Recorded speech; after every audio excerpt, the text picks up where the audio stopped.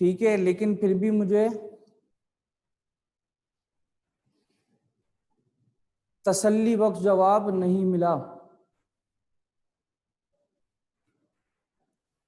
ठीक है, जैसे एक बच्चे ने मुझे बहुत जो है करेक्ट जवाब सेंड किया है, और बहुत सारे बच्चे तो मुझे फॉर्मूला सेंड कर रहे हैं।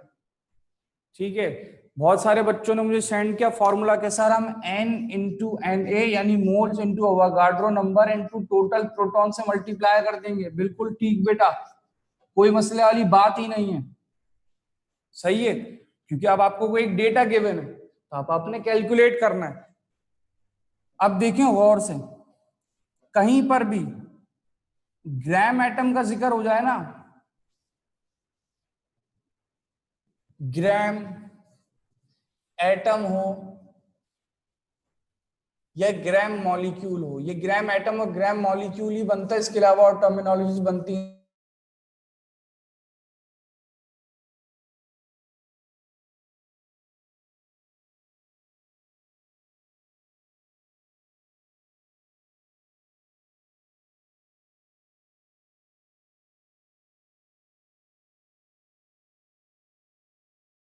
ऐसा कर दिया और बोलो वैसे। ठीक है, काइंडली मेरा काम नहीं, कोई और बच्चा मुझसे फरमाइश ना करने बैठ जाए। बेटा वर्कशीट हुजैफा बेटा मैंने लास्ट क्लास में शेयर करी थी, आज तो शेयर करी भी नहीं है मैंने। जी बेटा नूरुस्सबा क्वेश्चन नंबर 8 का आंसर है बिल्कुल करेक्ट। बेटा आयशा आपने जो आंसर भेजा है, जो आपने आंसर भेजा है वो आंसर तो इस वक्त ऑप्शंस में भी नहीं है। ठीक है बेटा, मैं फिर भी बेटा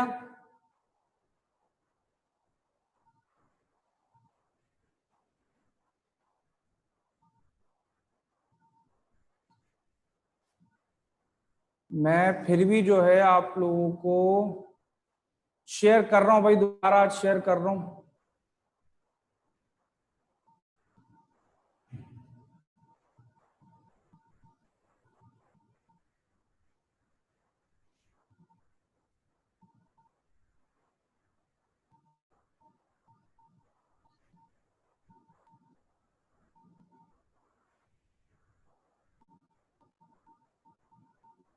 सही, ठीक है बेटा फिर से शेयर कर रहा हूं। जब मैंने शेयर कर रहा हूं तो अब मुझे पता चला कि इसके अंदर नंबर ऑफ क्वेश्चन नंबर 1 जो मैंने अभी शेयर किया था वो था ही नहीं। ठीक है बेटा, क्वेश्चन आप लोगों के सामने शेयर हो गए हैं, स्क्रीनशॉट लेने तो स्क्रीनशॉट भी ले लीजिएगा। ठीक है, क्वेश्चन नंबर 8, क्वेश्चन नंबर 8।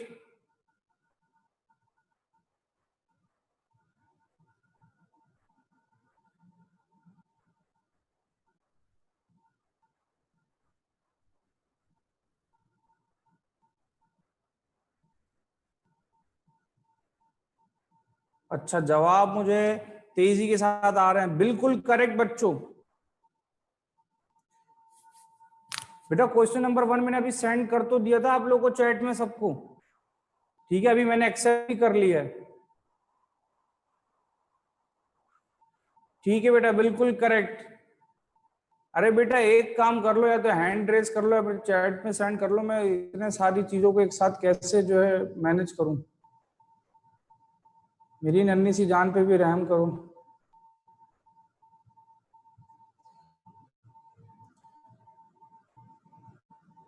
बेटा क्वेश्चन नंबर 1 इसमें नहीं है, मैंने अभी चैट में सेंड किया है।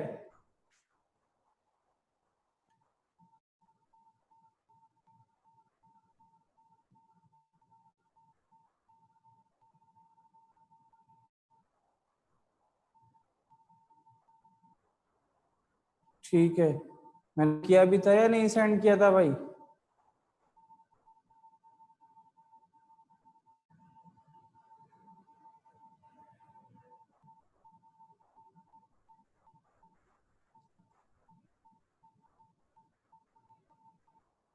बेटा क्वेश्चन नंबर 1 मैंने तकरीबन 10 बजे 6 मिनट पहले एवरीवन को सेलेक्ट करके सेंड किया है। ठीक है बेटा, अपनी चैट में देख लें।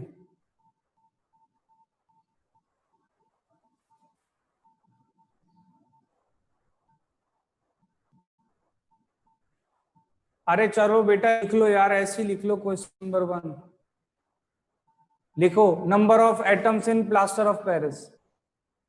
Number of atoms in plaster of Paris. Number of atoms in plaster of Paris.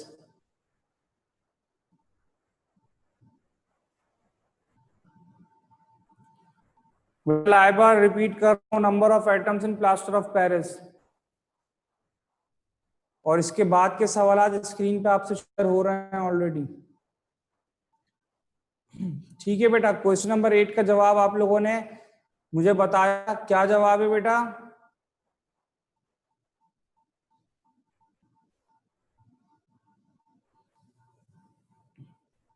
बेटा खुद से सवाल अज्यूम करके मुझसे ना पूछोगे सर ऐसा हो जाएगा तो क्या होगा, ऐसा हो जाएगा तो क्या होगा। सवाल होंगे ना।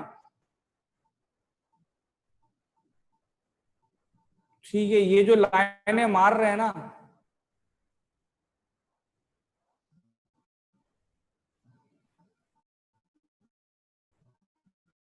फिर मैं जो है ये हटा दूं आइंदा कर।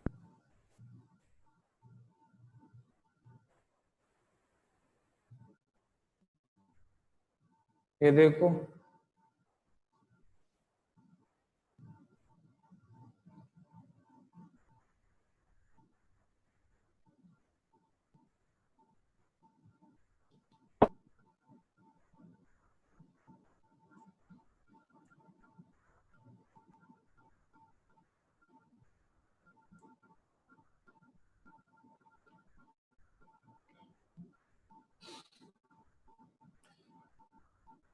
बेटा क्वेश्चन नंबर 9 में कोई मिस्टेक नहीं है। 1 मिनट में फिर भी देख लूं। नहीं बेटा कोई भी मिस्टेक नहीं है, आपने।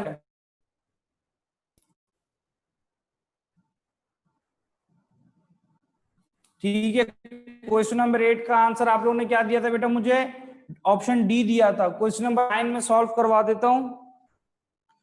जो क्वेश्चन नंबर 9 में सॉल्व करवा रहा हूं,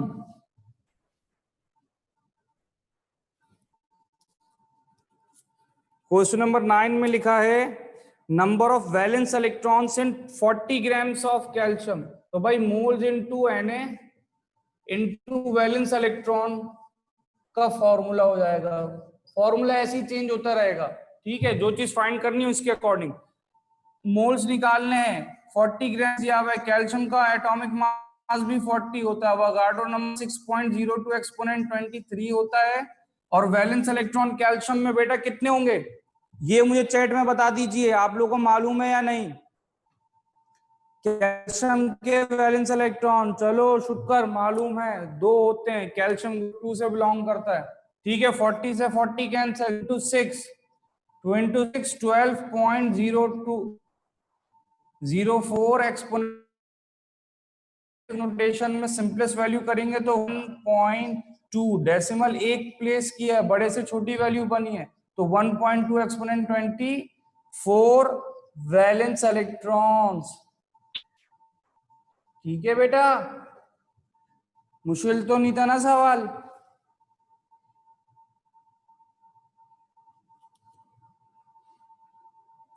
मुझे इस बात से काफी डर लगता है कि मैं सवाल सॉल्व करवाते करवाते आगे बढ़ जाऊं और बच्चों को समझ में ना आए। इसलिए कभी कभार आप लोगों के कुछ सवालात ऐसे होते हैं कि बहुत अजीब से होते हैं, फिर भी मैं उनका जवाब दे देता हूं। अब जैसे जवाब पूछ रहे सर 40/40 कैसे आया, जवाब को अब मैं इस बात का जवाब दूं कि बेटा एन की जगह रिप्रेजेंट किया है। एन होता है moles mass over molecular mass. Mass सवाल में दिया हुआ है 40 और मॉलिक्यूलर मास कैल्शियम का होता ही 40 है।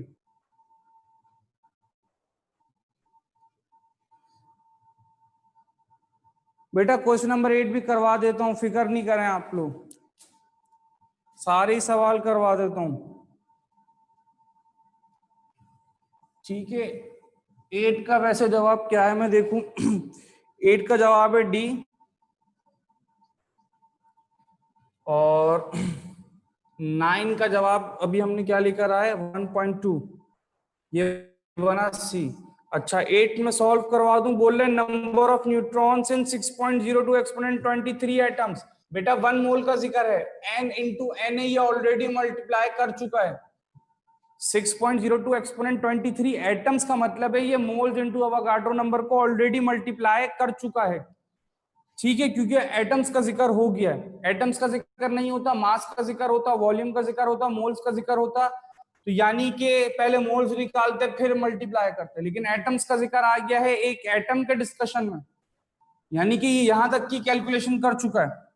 और बोल रहा है सोडियम, सोडियम का एटॉमिक नंबर 11, एटॉमिक मास 23 होता है, न्यूट्रॉन्स निकालिए, निकालना सिखाया था। 23 माइनस 11 क्या आंसर आया बेटा 12। तो इसमें यहां तक की मल्टीप्लीकेशन तो इसने कर दी है, आगे आपने टोटल न्यूट्रॉन्स लिखना है। यहां तक की कैलकुलेशन उसने क्या करके दी है 6.02 एक्सपोनेंट 23, और टोटल न्यूट्रॉन्स बेटा कितने हैं 12 हैं। 6 इंटू 12 क्या होता है बेटा, 6 को 12 से जर्ब दें, 6 को 12 से जर्ब दें, 6 इंटू 10 होता है 60, 6 इंटू 12 होता है 72,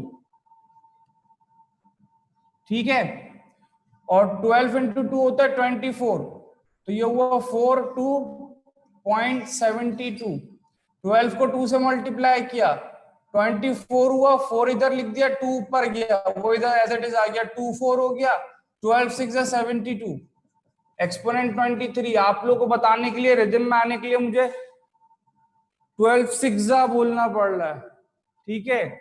अब इसको 72.24 साइंटिफिक नोटेशन में कन्वर्ट किया, देखें डेसिमल प्लेस हुआ 7.2 एक्सपोनेंट 24 न्यूट्रॉन्स।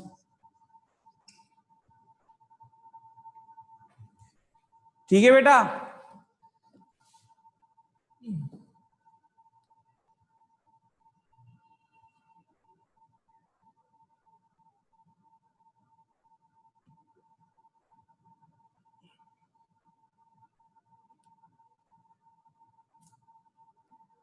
ठीक है बेटा, शीट हटा रहा हूं मैं, ठीक है,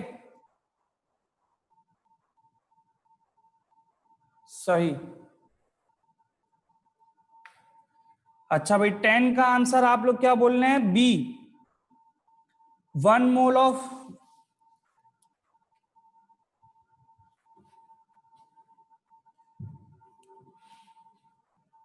एक तो लॉकडाउन की वजह से और एक डर की वजह से, कोरोना के डर की वजह से प्रॉपर हेयर कट हुआ नहीं है। अब आधा अजाब तो मुझे पढ़ाने में मेरे बाल खुद हुए हैं। ठीक है, क्वेश्चन 10 में कह रहे हैं number of valence electron in 1 mole of chloride. देखें 1 मोल ऑफ वैलेंस इलेक्ट्रॉन, 1 मोल दिया हुआ है, यानी कि ये चीज वैल्यू आपको मालूम है। अब आपको इससे अवोगाड्रो नंबर को मल्टीप्लाई करना है और वैलेंस मल्टीप्लाई करना है। 1 मौजूद है, ये हो गया Avogadro number 6.02 exponent 23। Valence electron बेटा, वैलेंस इलेक्ट्रॉन Cl में वैलेंस इलेक्ट्रॉन 17 होते हैं, क्योंकि एटॉमिक नंबर 17 है, Cl -1 है। सॉरी, वैलेंस इलेक्ट्रॉन का जिक्र है ना, ग्रुप 7 में होगा, ग्रुप 7 में होता है, तो वैलेंस इलेक्ट्रॉन 7 होते हैं। -1 में वैलेंस इलेक्ट्रॉन बेटा कितने हो गए 8, ठीक है, कितने हो गए 8। बताइए अब 8 इंटू 6 कितना होता है, 8 इंटू 5 40 होता है, 8 टू 5 40 होता है, 8 इंटू 6 48, 48.8 इंटू 16, ये 6 और 1 इधर कैरी हो गया, तो 16 एक्सपोनेंट 23। साइंटिफिक में सिंपलेस्ट वैल्यू देखो 4.8 एक्सपोनेंट 24 वैलेंस इलेक्ट्रॉन। ठीक है, ये 10 का जवाब बना हमारे पास बेटा ऑप्शन ए, 10 का जवाब बेटा बना ऑप्शन ए। 11 और 12 खुद से सॉल्व कर लेंगे आप लोग?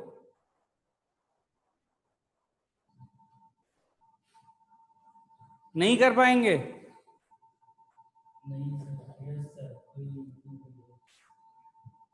चलें, क्वेश्चन नंबर 11 में पूछ रहा है which has the greatest number of moles. 4 option दिए हुए, अब चारों के लिए आपको मोल्स कैलकुलेट करने होंगे। पहली बात सही, मोल्स कैलकुलेट करने होंगे। अब पहला ऑप्शन दिया हुआ है, पहला ऑप्शन दिया हुआ है बेटा 0.1 ग्राम सोडियम। ठीक है, अभी मैं सिर्फ ऑप्शंस लिख रहा हूं, फिर मोल्स बताऊंगा। दूसरा ऑप्शन दिया हुआ है 6.02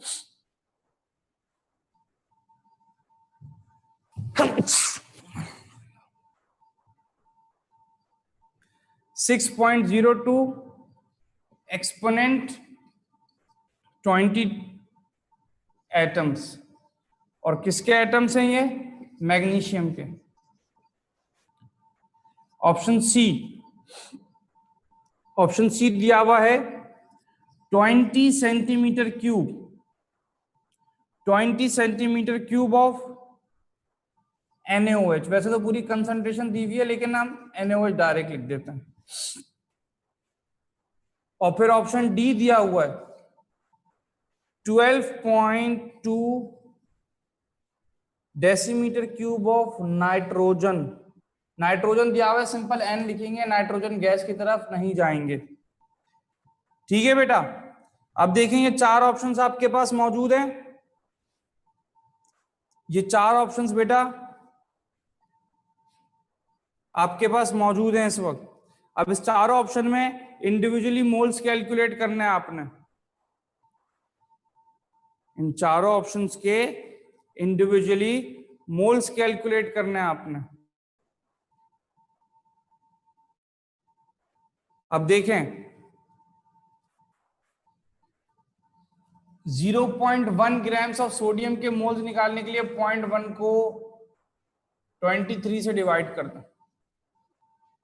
ठीक है, थोड़ा मुश्किल है काम, लेकिन अभी ये देखें, यहां पे मोल्स निकालने के लिए 6.02 एक्सपोनेंट 20 को 6.02 एक्सपोनेंट 23 से डिवाइड कर दें।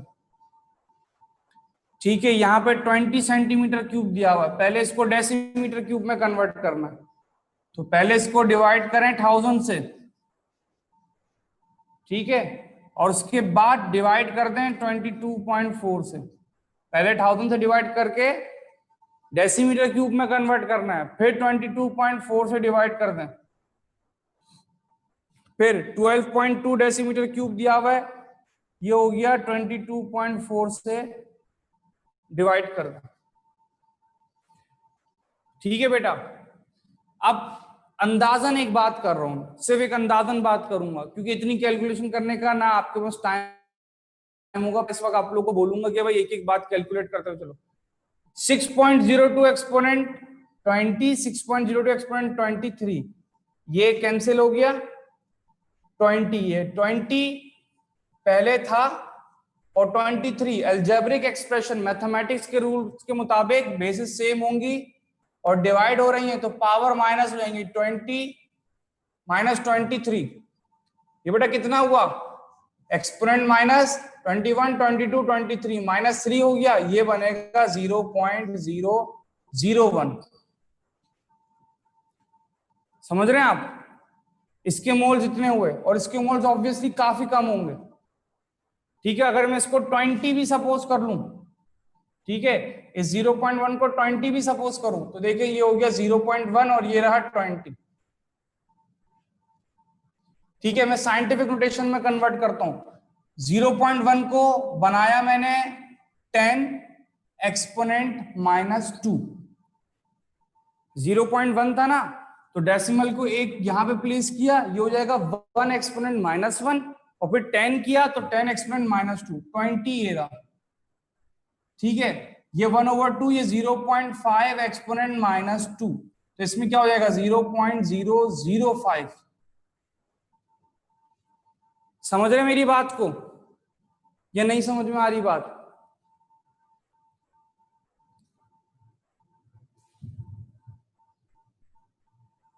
ठीक है, ये बात भी समझ में नहीं आ रही?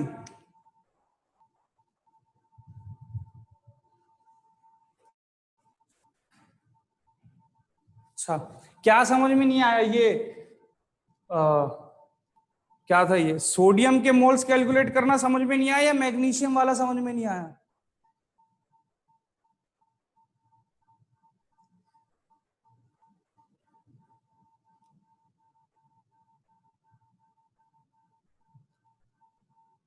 वैसे एक बच्चे ने मुझे जवाब में चैट में सेंड भी कर दिया कि सर जब देख के पता चल रहा है कि option D is the correct answer, तो आप हमें कैलकुलेशन क्यों बता रहे हैं? ठीक है, इसलिए मैंने भी कहा था कि मैं कैलकुलेशन के हक में नहीं हूं इस सवाल में, क्योंकि चारों स्टेप की कैलकुलेशन करना हमारा काम नहीं है, इतना टाइम नहीं होगा पेपर में। फिर भी मैं इस वक्त बता रहा हूं बेटा, कैलकुलेशन की प्रैक्टिस ताकि एटलीस्ट बच्चों को हो जाए। बेटा ये जो साइंटिफिक क्वेश्चन है, जो मैट्रिक बोर्ड के बच्चे हैं, ठीक है, जो मैट्रिक बोर्ड के बच्चे हैं वो मैथमेटिक्स में, मैट्रिक की क्लास में मैथमेटिक्स में एक चैप्टर पढ़ते थे लॉगरिथम, और लॉगरिथम कोई चैप्टर 3 होता था, उस चैप्टर 3 के स्टार्ट में ऑर्डिनरी और साइंटिफिक नोटेशन की कन्वर्जन बताई जाती थी कि भाई साइंटिफिक नोटेशन को ऑर्डिनरी में कैसे बताएं और साइंटिफिक को ऑर्डिनरी कैसे बनाएं, ऑर्डिनरी को साइंटिफिक में कैसे बनाएं। अब देखें, पहले ऑप्शन ए की कैलकुलेशन कर रहा हूं, 0.1/23 है। देखें अप्रोक्स कैलकुलेशन करनी है ना, तो 0.1 और 23 को मैंने इसको सपोज कर लिया 23 को 20। ऐसा काफी दफा आप लोगों ने करना होगा, फिजिक्स में तो करते होंगे, केमिस्ट्री में काफी दफा करना होगा कि अप्रोक्स कैलकुलेशन के लिए वैल्यू को नियरेस्ट में कन्वर्ट कर दें। तो 23 है तो 20 बना लें, 28 होता तो मैं 30 बना देता। ठीक है, अब ये 0.1/20 होगी। अब देखिए 0.1 और 20 कैलकुलेशन कैसे करें भाई, कैसे करें इसकी कैलकुलेशन? तो 0.1 को साइंटिफिक नोटेशन में कन्वर्ट किया। देखें 0.0001, मैं अगर आपसे कहूं कि इसको साइंटिफिक नोटेशन में कन्वर्ट करें तो आप क्या कहेंगे? सर ये हो गया 1 2 3 4 1 एक्सपोनेंट -4, ऐसे ही कहेंगे ना। तो इसकी साइंटिफिक नोटेशन क्या बन रही है? 0.1 की साइंटिफिक नोटेशन क्या बन रही है? सर ये बन रही है 1 एक्सपोनेंट -1। ठीक है, 0.1 को जब मैं, ठीक है 0.1 सिंपल था, इसको 0.1 को बड़ा करूंगा तो 0.1 ऐसी था, इसको अगर मैं लिखना चाहूं तो 1 एक्सपोनेंट -1 लिख सकता हूं। लेकिन देखें 0.1 को मैंने एक डेसिमल प्लेस करवाया, इसको मैं चेंज कर रहा हूं अपने डिजायर वैल्यू में ताकि कैलकुलेशन हो सके। तो 0.1 हो गया, अब डेसिमल प्लेस हुआ, अब 0.1 रहते हुए ये -1 हो जाए। पहले तो इसकी साइंटिफिक की कन्वर्जन थी ना, अब ये 1 एक्सपोनेंट -1 होगा क्योंकि अब ये 1 हो गया। ठीक है, अब इसको मुझे 10 करना था, तो डेसिमल एक और प्लेस किया, एक यहां से हुआ, एक और प्लेस हो गया। तो जब ये 10 हुआ तो डेसिमल एक और प्लेस हुआ, तो ये -2 हो गया। तो ये यहां मैंने लिख दिया 10 एक्सपोनेंट -2। समझ रहे हैं?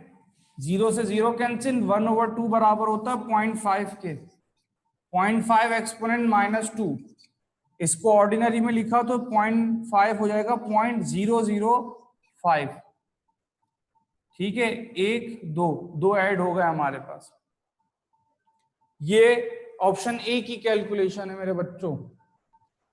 ऑप्शन बी की कैलकुलेशन देखिए, 6.02 एक्सपोनेंट 20, 6.02 एक्सपोनेंट 23,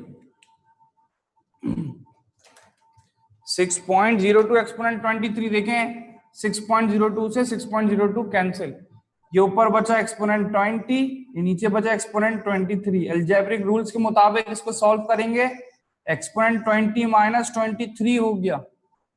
20 माइनस 23 कितना बना बेटा? एक्सपोनेंट -3। ठीक है, जब इसको ऑर्डिनरी में लिखा तो ये बना 0.001। समझे मेरी बात को?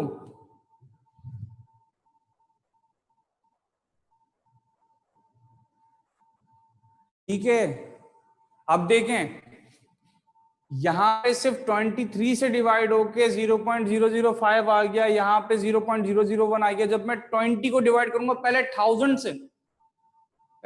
से डिवाइड करूंगा, ये बनेगा कुछ 0.02, और 0.02 को 22.4 से डिवाइड करूंगा तो ये मजीद छोटी हो जाएगी।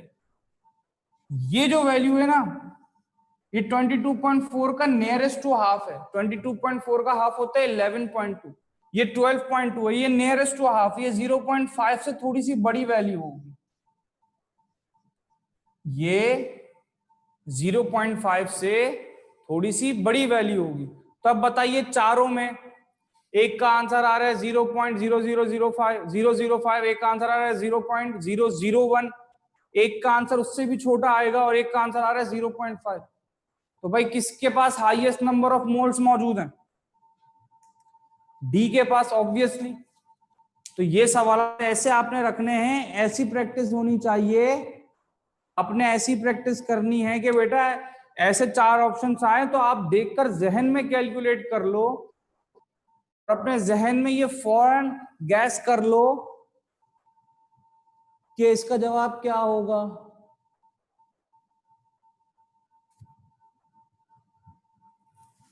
ठीक है, अब एक बच्चे का सवाल आया, सर ऑप्शन सी में जो है 1000 क्यों प्लेस किया? बेटा सेंटीमीटर क्यूब में दिया हुआ था वॉल्यूम, सेंटीमीटर क्यूब को पहले डेसीमीटर क्यूब में कन्वर्ट करना।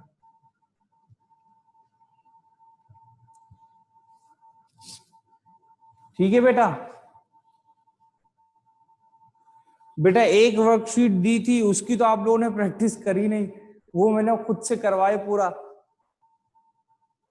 जी बेटा अलीशा बोलिए।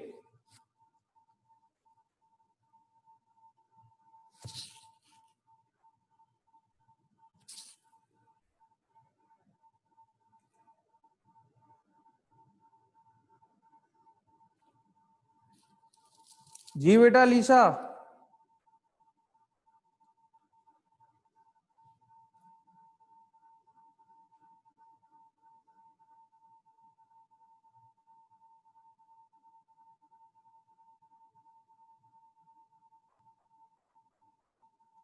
चलें, क्वेश्चन नंबर 12 आप लोग मुझे सॉल्व करके बता दें फिर।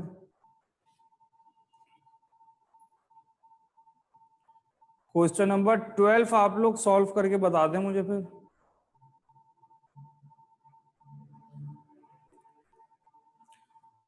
एक मीथेन में 4 हाइड्रोजन होते हैं, तो 3.2 ग्राम्स मीथेन में कितने आंसर होंगे? एक मीथेन में 4 हाइड्रोजन होते हैं तो 3.2, इसके मोल्स निकालेंगे तो ये 0.1 बनेगा।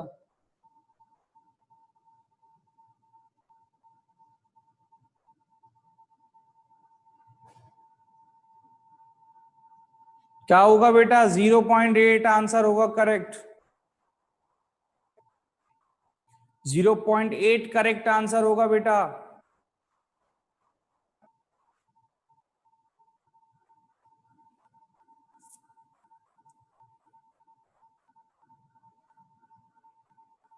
जी, मेजॉरिटी बच्चों ने सेंड कर दिया मुझे करेक्ट आंसर, कुछ गलत सेंड कर रहा हूं उनको मैं बता रहा हूं कि ऑप्शन डी 0.8 करेक्ट आंसर होगा।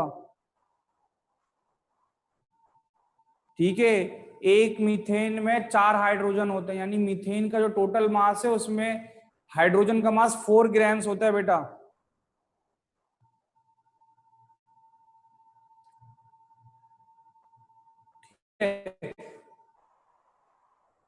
बिल्कुल बेटा, सवा बेटा एक बार में मिल गया था आपका मुझे मैसेज।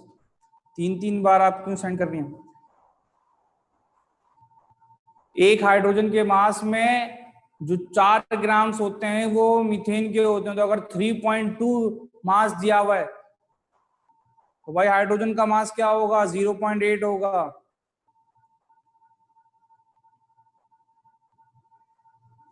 एक मीथेन में 4 ग्राम्स हाइड्रोजन के होते हैं। ये सवाल तो बेटा आप लोग सॉल्व करें खुद से, ये तो जो है आप लोगों के मैं एक तरीके से दे रहा हूं।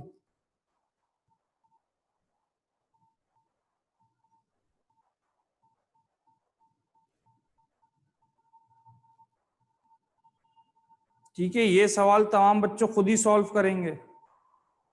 ठीक है बेटा, 0.8 है, 0.08 नहीं है। चलें बेटा, उम्मीद है कोई कंफ्यूजन तो होगी नहीं।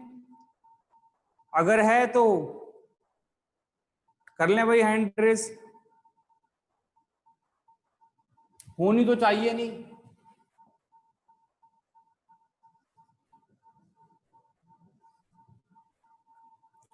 लेकिन अगर है तो फिर भी हैंड रेस कर लें, आज की बात को आज ही खत्म कर देंगे। बेटा ये तो आप लोग खुद ही सॉल्व करेंगे। देखिए 11 सवाल मैंने सॉल्व किए, 12वां तो आपने करना है। नेक्स्ट क्लास तक का टाइम है। नेक्स्ट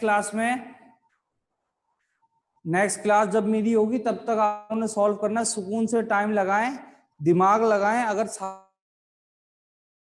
कर दिया ना बेटा तो फायदा नहीं है फिर आप लोगों का कुछ, क्योंकि आप लोगों के पास फिर सॉल्यूशन होगा, फिर आप उसको रट रहे होंगे। प्रैक्टिस आप लोगों ने करनी है।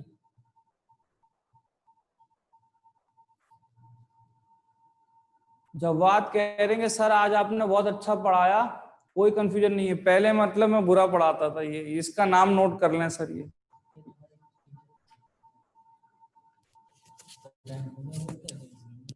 ठीक है बेटा, फिर इंशाल्लाह नेक्स्ट क्लास में आप लोगों से मुलाकात होगी। अभी आप लोगों का 15 मिनट का ब्रेक होगा।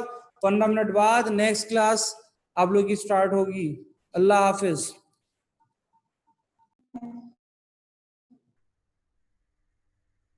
कि आप लोग ज्यादा परेशान होंगे। मैंने कहा था मोस्ट इम्पॉर्टेंट टॉपिक है, इसको